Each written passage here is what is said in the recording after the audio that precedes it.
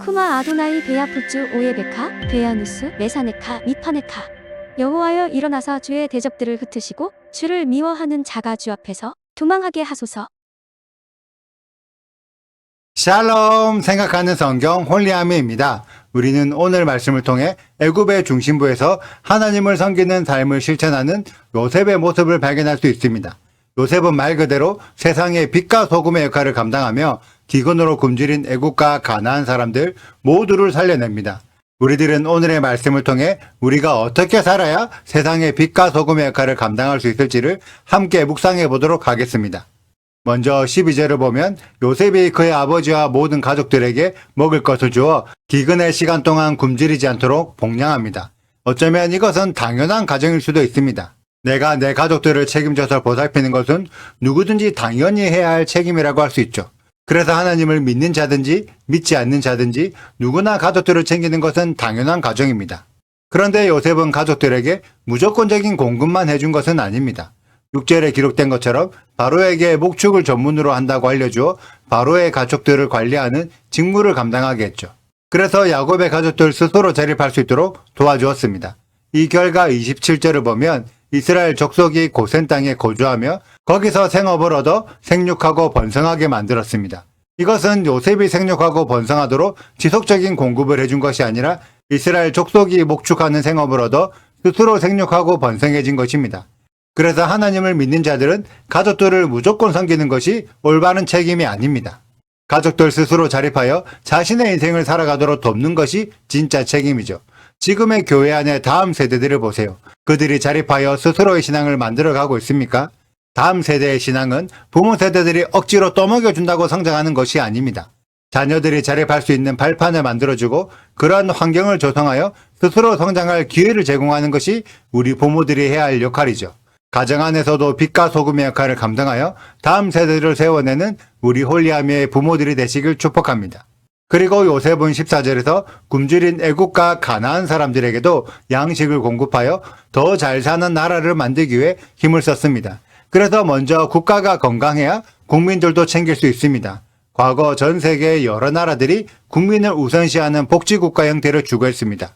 그렇게 몇십 년이 지나자 국가의 경쟁력은 약화되었는데 국민들은 더 많은 혜택을 요구하면서 자신들의 피해를 조금 더 감수해야 하지 않기 때문에 지금에 와서 여러 국가들이 현실적인 어려움을 겪고 있습니다. 하지만 요셉은 먼저 국가가 건강해지는 것에 집중하여 7년 풍년의 시기 동안 많은 곡식을 비축해 두었고 비축한 곡식을 흉년의 시기 동안 팔면서 많은 재물을 얻게 만들었습니다. 이 과정에서 요셉은 애굽 사람들의 돈도 다 떨어지게 만들고 가축들도 다 빼앗아 버렸고 토지까지 다 헌납하게 만들었습니다. 이에 대해 잘못된 가치관을 가지고 있는 사람들의 입장에서는 요셉이 독재자처럼 보일 수도 있습니다. 과연 요셉이 국민들의 재산을 몰수하는 악독한 독재자였을까요?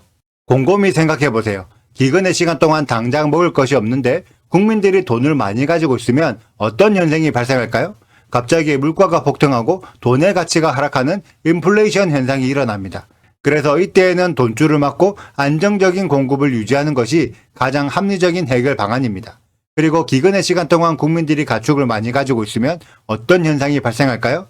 가축으로 인한 국민들의 생활 지출이 늘어나기 때문에 불필요한 지출을 줄이는 합리적인 생활 전략이 필요합니다. 그래서 가축들을 국가가 책임지고 관리해 주는 것이 더욱 합리적인 해결 방안이라고 할 수 있죠. 또 기근의 시간 동안 국민들이 땅을 많이 가지고 있으면 어떤 현상이 발생할까요? 국민들끼리 땅을 사고 팔면서 빈부의 격차가 심해지고 빈부로 인한 계층이 형성되어 가난한 자들이 더욱 억압을 받게 됩니다. 이럴 때는 국가가 개입하여 토지 거래를 제한하고 토지를 국유화하여 공적 관리를 해주는 것도 좋은 해결 방안이라고 할 수 있습니다.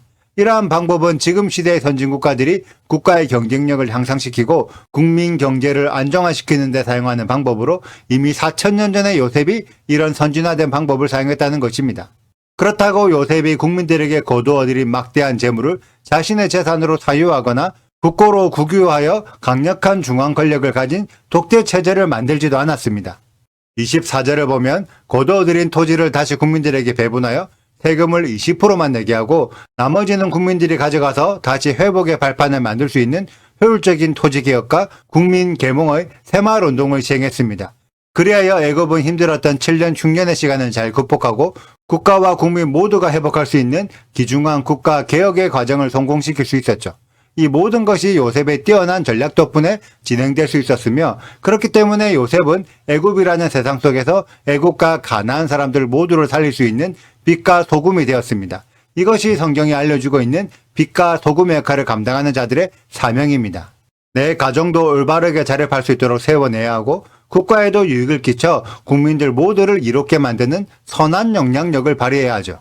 그러면서도 세상 사람들의 방식을 따르지 않고 하나님이 주신 전략을 실행하여 하나님의 방식을 확산시키는 것이 진짜 구별된 자의 삶이라고 할 수 있습니다. 지금의 교회와 성도들은 이 세상 속에서 어떤 삶을 살고 있을까요? 그리고 만약 요셉이 지금 세상에 다시 총리가 되고 대통령이 된다면 과연 어떠한 삶을 살게 될까요? 우리들은 요셉이 세상에 끼친 선한 영향력을 깊이 묵상하여 우리들도 동일한 선한 영향력으로 각자의 가정과 삶의 터전에서 빛과 소금의 역할을 감당하시길 진심으로 축복합니다. 오늘의 영상은 여기까지입니다. 오늘의 말씀 읽으시고 질문 있으시다면 언제든지 댓글로 남겨주세요. 오늘도 감사합니다. 샬롬! 요셉이 바로의 명령대로 그의 아버지와 그의 형들에게 거주할 곳을 주되 애굽의 좋은 땅 라암셋을 그들에게 주어 소유로 삼게 하고, 또 그의 아버지와 그의 형들과 그의 아버지의 온 집에 그 식구를 따라 먹을 것을 주어 봉양하였더라.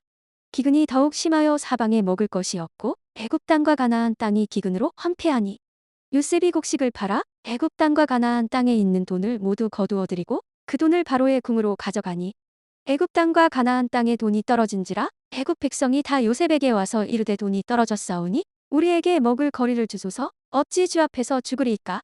요셉이 이르되 너희의 가축을 내라. 돈이 떨어졌은즉 내가 너희의 가축과 바꿔 주리라.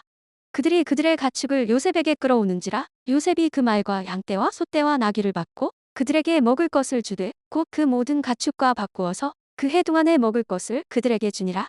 그 해가 다 가고 새 해가 되매 무리가 요셉에게 와서 그에게 말하되 우리가 주께 숨기지 아니하나이다. 우리의 돈이 다하였고 우리의 가축대가 주께로 돌아갔사오니 주께 낼 것이 아무것도 남지 아니하고 우리의 몸과 토지뿐이라.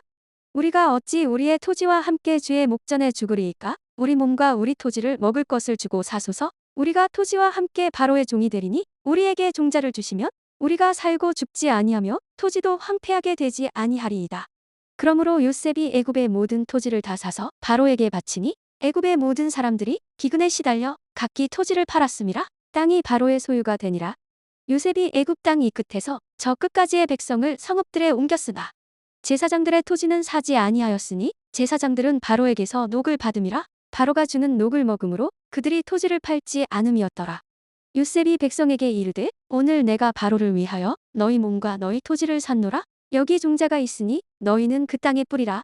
추수의 5분의 1을 바로에게 상납하고 5분의 4는 너희가 가져서 토지의 종자로도 삼고 너희의 양식으로도 삼고 너희 가족과 어린 아이의 양식으로도 삼으라. 그들이 이르되 주께서 우리를 살리셨사오니 우리가 주께 은혜를 입고 바로의 종이 되겠나이다. 요셉이 애굽 토지법을 세움에 그 5분의 1이 바로에게 상납되나 제사장의 토지는 바로의 소유가 되지 아니하여 오늘날까지 이르니라. 이스라엘 족속이 애굽 고센 땅에 거주하며 거기서 생업을 얻어 생육하고 번성하였더라. 구독과 좋아요를 눌러주세요. 그리고 알림 설정도 해주시고요. 사랑과 관심 부탁드려요. 슈바 아도나이 리베보트 알레페 이스라엘. 여호와여 이스라엘 천만인에게로 돌아오소서.